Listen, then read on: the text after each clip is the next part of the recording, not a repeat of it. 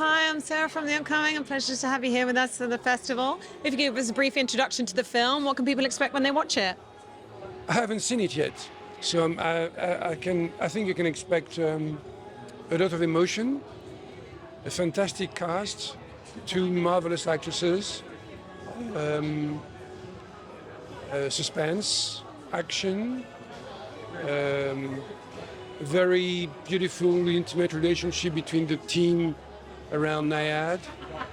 And at the end, it's a very, very feel-good movie where you feel full of energy when you go out of that film. You want to challenge yourself to anything, actually.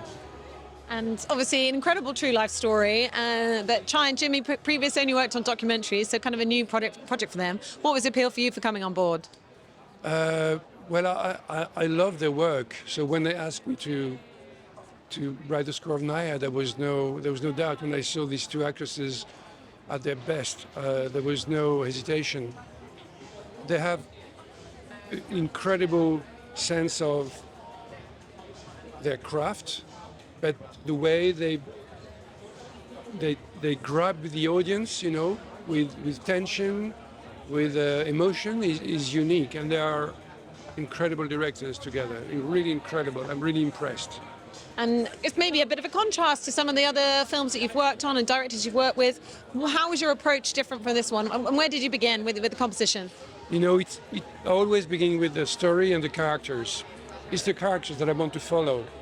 So with this one, I really have an incredible palette to follow because they're so marvelous. I just follow what they are, and I'm trying to expand their emotions or restrain them sometimes, and be with them to bring the audience to be even closer to the characters.